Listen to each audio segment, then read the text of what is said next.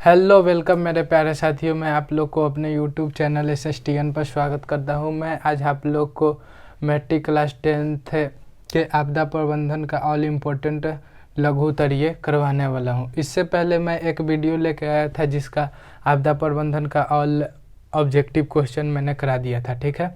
तो आज हम महत्वपूर्ण लघु उत्तरीय कराएंगे जिसमें एग्जाम में आपको देखने को मिलेगा, ठीक है। इसमें पहला क्वेश्चन है कि भूकंप के केंद्र और अधिकेंद्र से आप क्या समझते हैं, ठीक है। यानी कि भूकंप, आप लोग तो भूकंप से आप परिचित हो गए। सबसे पहले हम एक चित्र के द्वारा बताते हैं, ठीक है, कि ये पृथ्वी समझ लीजिए कि ये पृथ्वी है, ठीक है। पृथ्वी है, पृथ्वी के अंदर अनेक सारे प्लेट है जो आपस में टकराएगा, तो उससे टकराने से जो उत्पन्न होगा, पृथ्वी ऊपर है, पृथ्वी के नीचे जितने सारे प्लेट है जो आपस में टकराएंगे, टकराने से जो कंपन उत्पन्न होगा उसी को भूकंप कहते हैं, ठीक है। तो भूकंप के केंद्र और अधिकेंद्र किसे कहते हैं? भूकंप के केंद्र उसे कहते हैं जहां पर भूकंपीय तरंगें सबसे पहले उत्पन्न होती है, ठीक है, उसे भूकंपीय केंद्र कहते हैं। और अधिकेंद्र मतलब कि ठीक उससे ऊपर जो झटके महसूस होते हैं उसे अधिकेंद्र कहते हैं, ठीक है। तो इसको आप लोग देख लीजिए, हम इसका लिख के बताते हैं।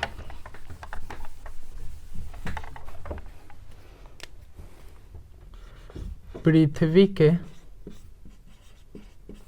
नीचे का वह भाग जहां पर सबसे पहले भूकंपीय तरंगे उत्पन्न होती है उसे भूकंपी केंद्र कहते हैं।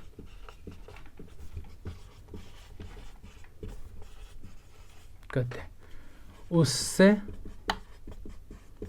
ठीक ऊपर जहां पर सबसे पहले झटके महसूस होते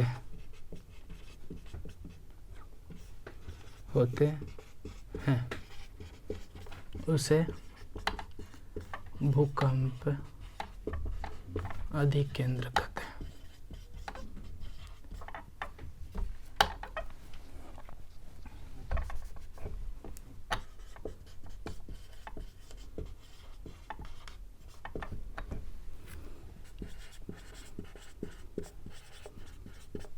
अधिकेंद्र कहते हैं, ठीक है। आप लोग को तो समझ में, मतलब कि सबसे पहले अगर एग्जाम में आप लोग को नहीं भी आता है तो मतलब कि आप लोग सोचिएगा कि पृथ्वी के अंदर से जो कंपन उत्पन्न होगा उसी को न भूकंप कहेंगे। तो भूकंप का केंद्र बिंदु जहाँ से पहले उत्पन्न हुआ है उसी को भूकंप का केंद्र कहते हैं। और जैसे कि ठीक ऊपर जो होगा उसे अधिकेंद्र कहते हैं। तो आप लोग जैसे बोर्ड में नहीं भी आए तो थोड़ा सा सोचने का प्रयास कीजिएगा, उसके हिसाब से लिखने का प्रयास कीजिएगा, ठीक है। दूसरा क्वेश्चन भी 2021 में पूछा गया है कि सुखाड़ के प्रभाव को कम करने का उपाय बताएं। तो सुखाड़ का प्रभाव, सुखाड़ जैसे होता है एक तरह का आपदा है, ठीक है। तो आपदा है तो इसको कम करने का उपाय तो निम्न है, ठीक है। तो जो इसको हम लिख के बताते हैं, ठीक है।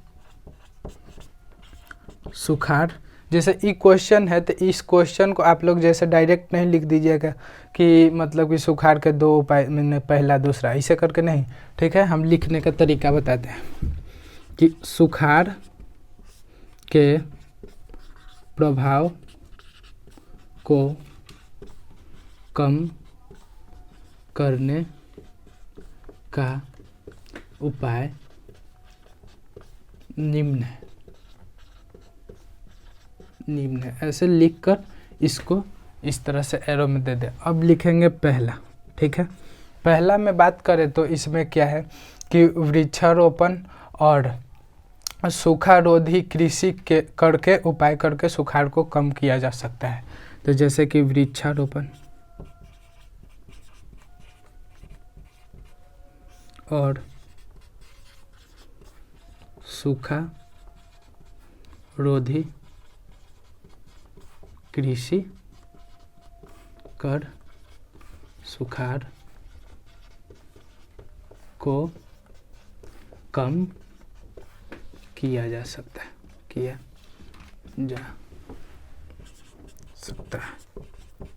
है। ठीक, सूखा रोधी करने का मतलब कि जो कम वाटर को कंज्यूम करे उसे सूखा रोधी कहते हैं। ठीक है। दूसरा, जैसे कि सिंचाई, आप लोग देखे होंगे कि आप लोग अपने घर या गांव इलाके में देखे होंगे कि सबसे ज़्यादा मतलब कि अगर खेत में सिंचाई हो रहा है तो ऐसे ही पानी बहते छोड़ दिया जा रहा है। ठीक है, उसके कारण भी सुखाव की कमी होती है। जैसे पानी अत्यधिक मतलब कि आवश्यकता से अधिक सिंचाई कर दिया जाता है, जिसके कारण मतलब कि सुखाड़ का एक कारण बन जाता है। ठीक है, तो सिंचाई के तरीके में बदल कर सुखाड़ के प्रभाव को कम किया जा सकता है। जैसे कि ड्रिप सिंचाई और स्प्रिंकल सिंचाई करके सुखाड़ के प्रभाव को कम किया जा सकता है। तो दूसरा लिख सकते हैं कि सिंचाई के तरीके में परिवर्तन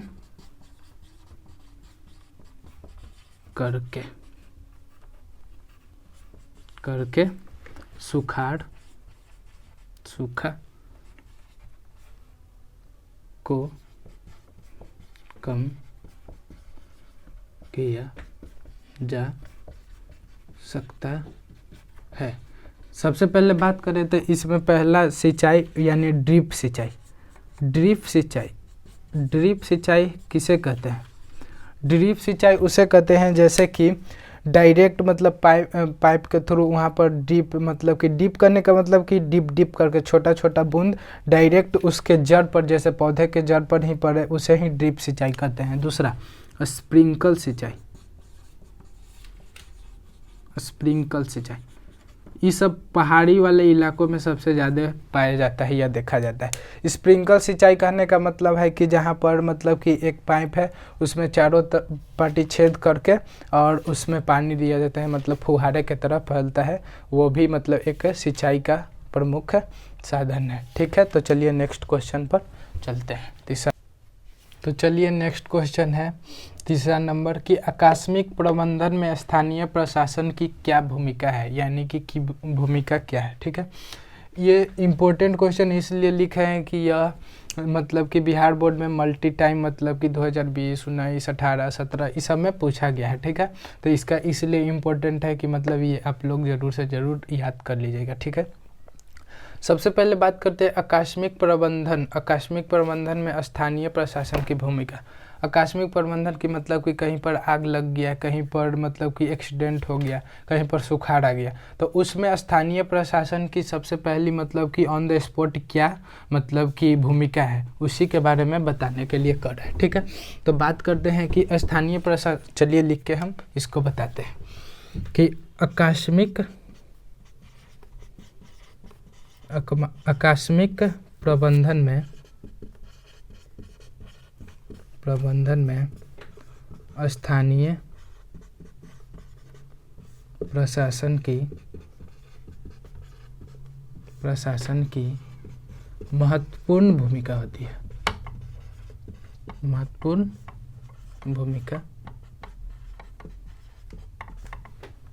होती है। इसके लिए आवश्यक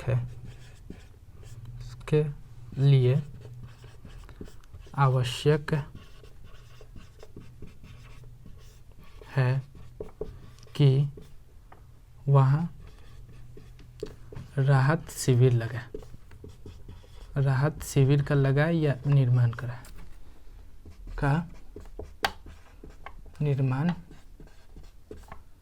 करे और वहाँ उपकरण और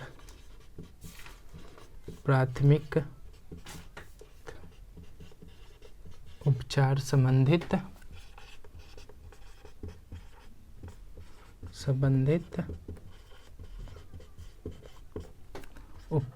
सामग्री की उपलब्ध कराए, उसके साथ डॉक्टर और एम्बुलेंस की भी उपलब्धि कराए।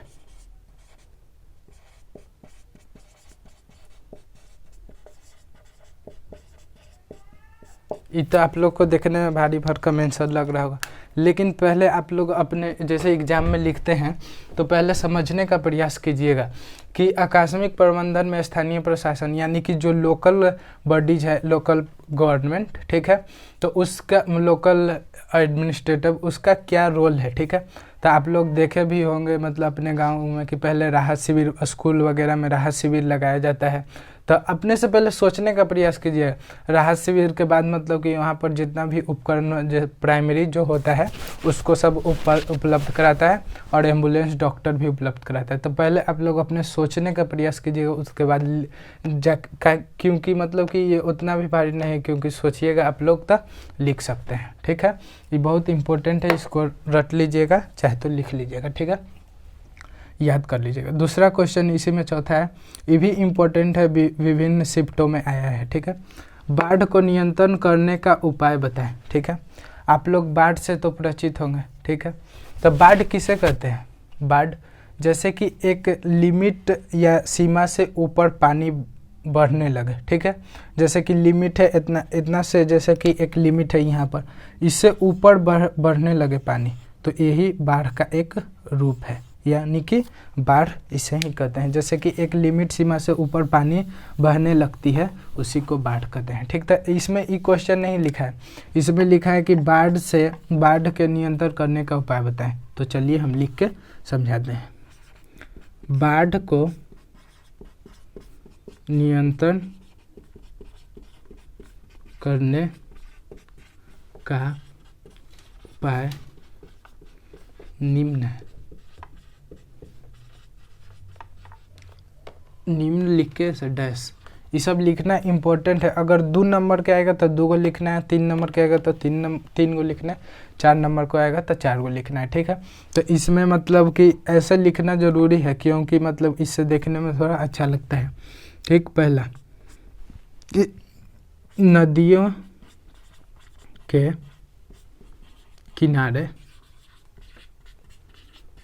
मजबूत तटबंध बनाए। तटबंध करने का मतलब है कि मतलब कि रोक के लिए बांध के तरह, ठीक है। दूसरा, ऊंचे स्थान पर मकान बनाए। ऊंचे स्थान पर मकान बनाए। तीसरा, आप लोग देखे होंगे कि मतलब कि डैम यानी बांध बनाकर पानी के बहाव को नियंत्रित किया जाता है। वो बाढ़ को मतलब नियंत्रित करने का वो भी एक उपाय है, ठीक है। तो तीसरा, बांध बनाकर पानी के बहाव को नियंत्रण करना। चौथा है वृक्षारोपण करके मृदा के कटाव को कम करना। अगर 2 नंबर के आएगा तो 2 को लिखिएगा, 3 नंबर के आएगा तो 3 को लिखिएगा, ठीक है। तो चलिए नेक्स्ट क्वेश्चन। तो चलिए 5वां नंबर क्वेश्चन पर जानते हैं। इसको भी मतलब कि देखिए हमने इम्पोर्टेंट कर दिया है, ठीक है। ये भी मतलब कि हर एक शिफ्ट में कभी 2017, 2018 इस सब में आया है, ठीक है। तो ये 5वां नंबर क्वेश्चन है कि सुनामी से बचाव के 2 उपाय का उल्लेख कीजिए, ठीक है। ये 2 नंबर में आया है, ठीक है। तो हमने 3 को बता देंगे, जिसमें से आपको याद भी नहीं रहेगा तो 1 या 2 लिख सकते हैं। 2 को लिखना जरूरी है, ठीक है। तो सबसे पहले इसमें लिखा है कि मतलब कि सुनामी से बचने के 2 उपाय बताएं। मतलब कि हम बात करें तो सुनामी कहाँ आता है, ठीक है। सुनामी सबसे पहले मतलब कि समुद्र पर आता है, ठीक है, समुद्र में आता है, ठीक है। तो समुद्र में आता है तो बचने के लिए वहीं के लोग ना मतलब कि प्रयास करेंगे, ठीक है। तो इसी से रिलेटेड है, तो लिख के हम बताते हैं, सुनामी से बचने या बचाव के दो उपाय निम्न है।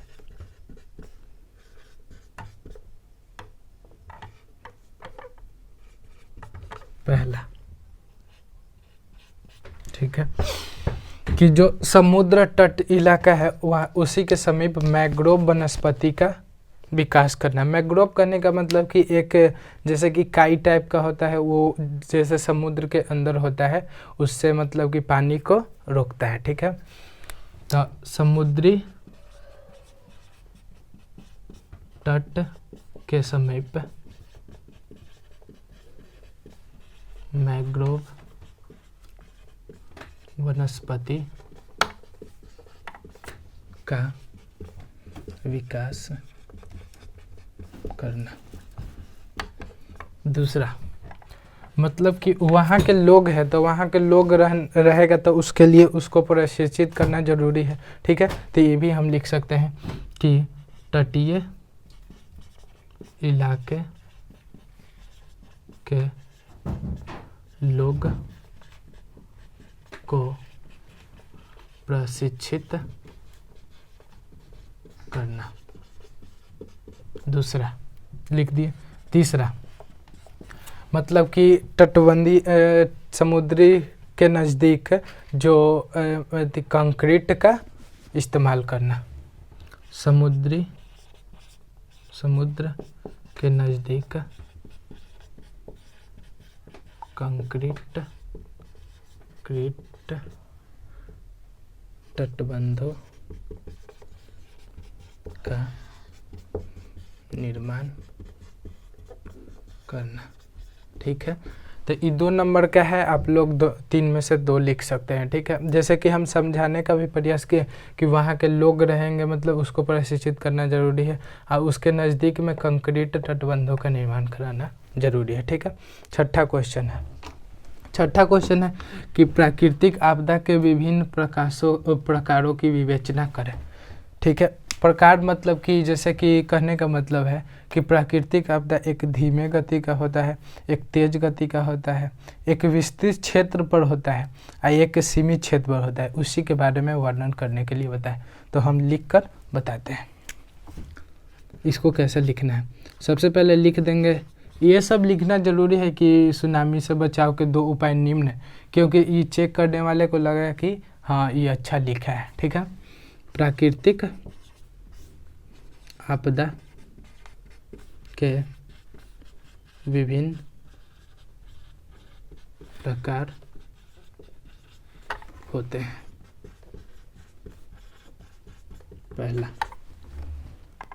पहला बात करें कि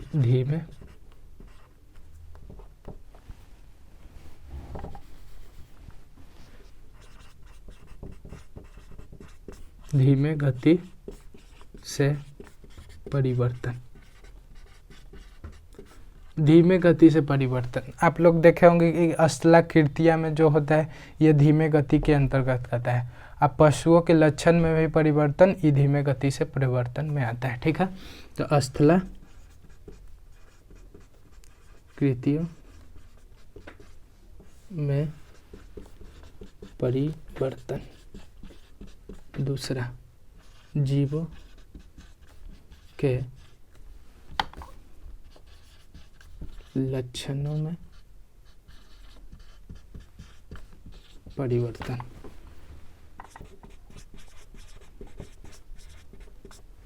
ये तो धीमे गति वाला परिवर्तन हो गया। दूसरा, तेज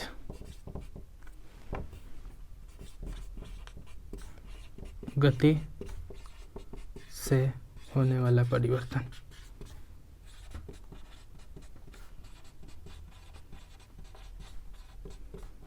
जैसे कि भूकंप, सुनामी,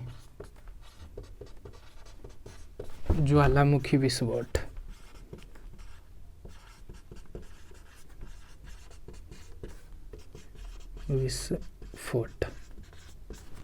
तीसरा, सीमित क्षेत्र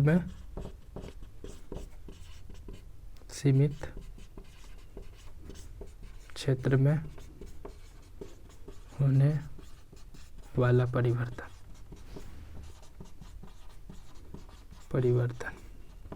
जैसे हिमपात, जैसे हिमालय है वहीं पर होगा हिमपात। ओला जहाँ पर हिमालय है वहीं पर, ठीक है। तीसरा, नेक्स्ट चौथा, विस्तृत क्षेत्र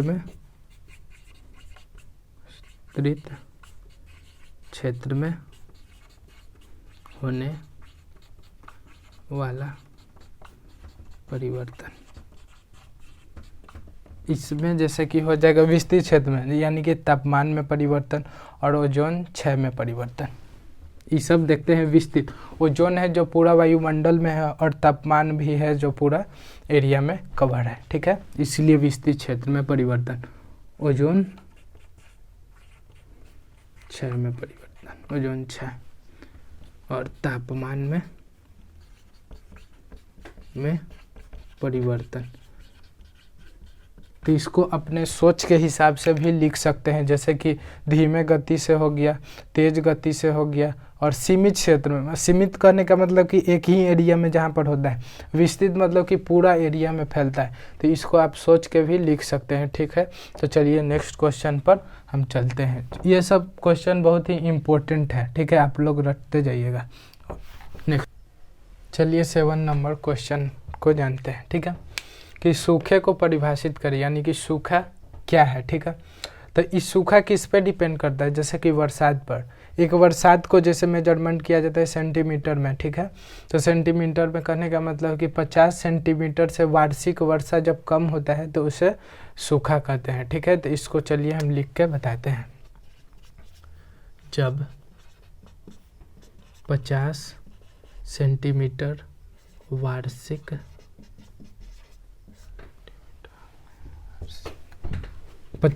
जब 50 सेंटीमीटर वार्षिक वर्षा जब 50 सेंटीमीटर वार्षिक वर्षा ना हो, उस स्थिति को स्वतः ही सूखा घोषित कर दिया जाता है। परंतु कुछ क्षेत्र में 25% से भी कम वार्षिक वर्षा होता है, जिसके अभाव में 30% फसलों की सिंचाई नहीं हो पाती है।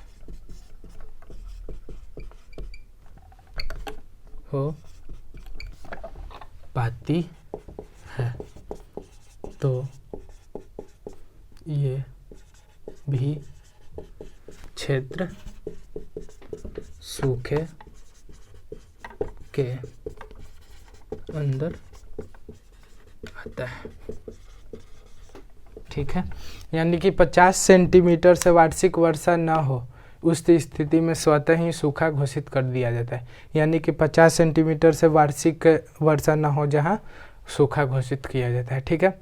8वां क्वेश्चन को जानते हैं, ठीक। 8वां क्वेश्चन है कि भूकंप और सुनामी के बीच में अंतर स्पष्ट करें। ये देखिए VVI क्वेश्चन है, क्योंकि यह हर एक मतलब कि शिफ्ट या मतलब कि 2018-2017 में पूछा गया। ठीक है, तो इसको जानते हैं। भूकंप किसे कहते हैं? सबसे पहले तो देखें, भूकंप और सुनामी दोनों प्राकृतिक आपदा है। ठीक है, जब पृथ्वी की आंतरिक गतिविधियों के कारण धरातल पर उत्पन्न होने वाले तरंग को ही भूकंप कहते हैं। ठीक है, तो इसको लिखकर हम जानते हैं। भूकंप और सुनामी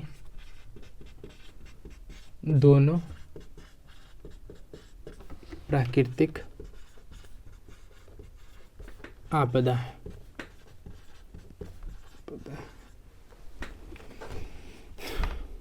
पृथ्वी के आंतरिक गतिविधियों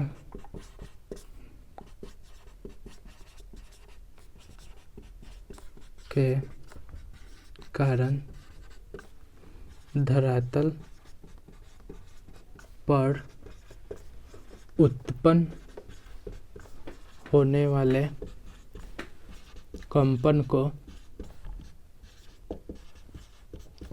को भूकंप कहते हैं। अभी पीछे ही हम समझाए थे कि मतलब कि पृथ्वी के अंदर अनेक सारे प्लेट हैं जो आपस में टकराते हैं, जिसके कारण मतलब कि कंपन होता है। ठीक है, अब सुनामी किसे कहते हैं? जब यही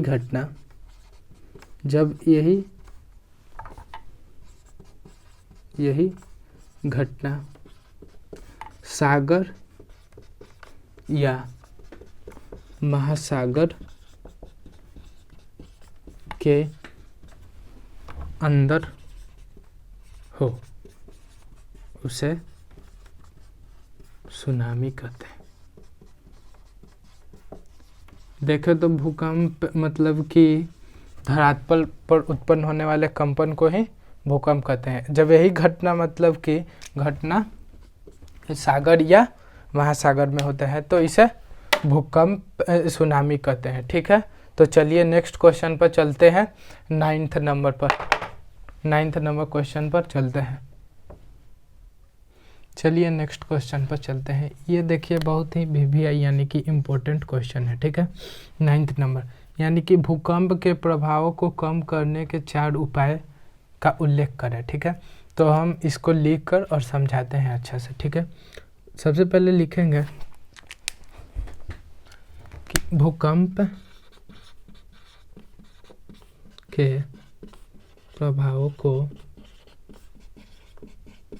कम करने का 4 उपाय निम्न है। ठीक है, पहला, भूकंप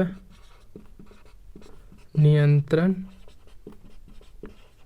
और मॉनिटरिंग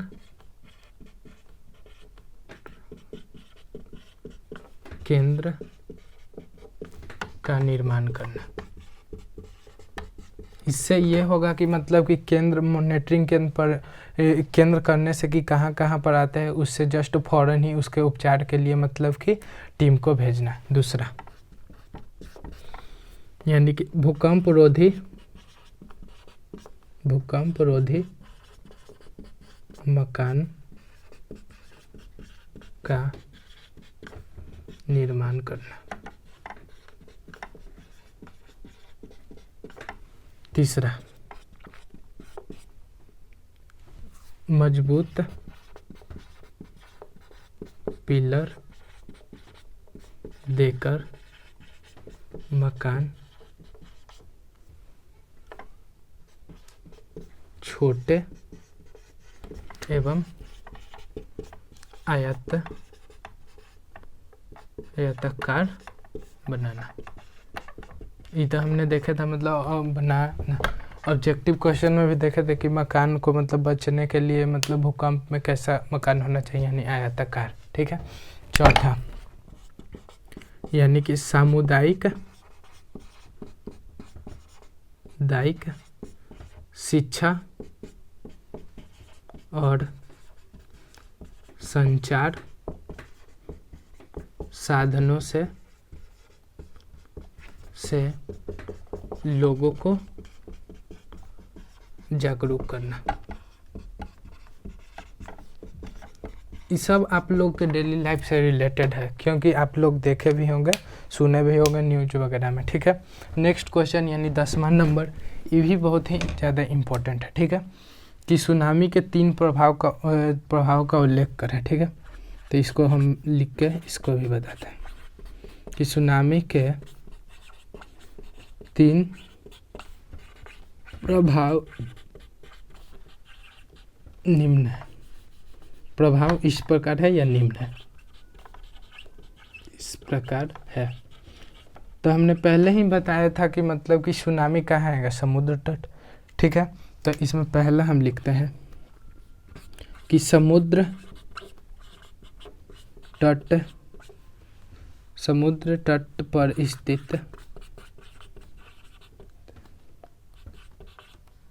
स्थित नाव, मोटरबोट एवं बस्तियां बर्बाद हो जाएगी,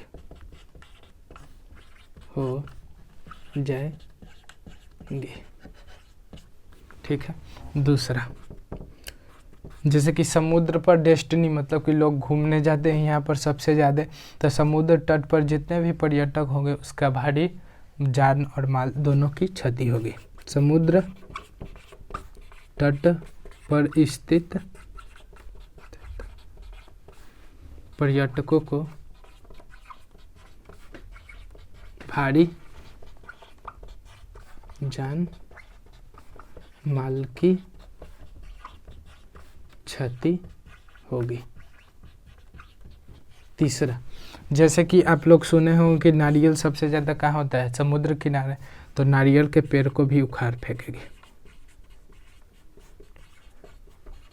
पेड़ को भी उखाड़ फेंकेगी।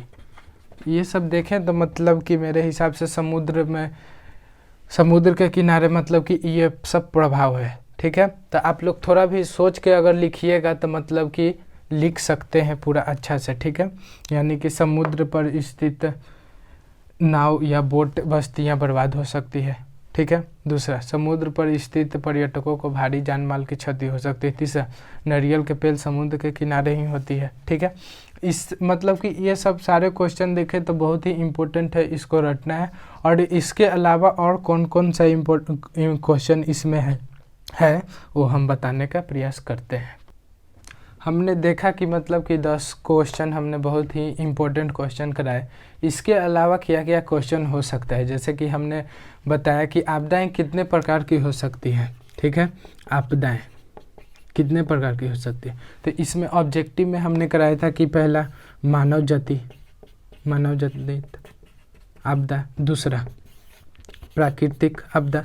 तो इसमें आप लोग को इस तरह से आएगा कि आपदाएं कितने प्रकार के होते हैं, तो इसका एग्जाम्पल लिख के आप लोग बता दीजिएगा। ठीक है, दूसरा इसी में क्वेश्चन है कि मानव जनित आपदा और प्राकृतिक जनित आपदा में अंतर बताएं, तो उसमें ऑब्जेक्टिव में हमने करा दिया था, जिसमें बताया था कि मानव जनित आपदा उसे कहते हैं जिसमें मानव गतिविधियां हो, प्राकृतिक आपदा उसे कहते हैं जैसे पर्यावरण असंतुलन और पृथ्वी के आंतरिक गतिविधियों के कारण जो उत्पन्न होता है समस्या, उसे के प्राकृतिक आपदा कहते हैं। ठीक है, और जैसे कि इसमें मतलब इतने सारा प्राकृतिक आपदा से क्वेश्चन पूछ सकता है। दूसरा कि भूस्खलन में एक तो टॉपिक है, उसको हम समझाते हैं।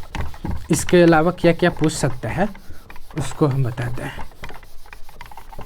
भूस्खलन, सबसे पहले बात करें कि भूस्खलन का इंग्लिश वर्ड होता है लैंडस्लाइड।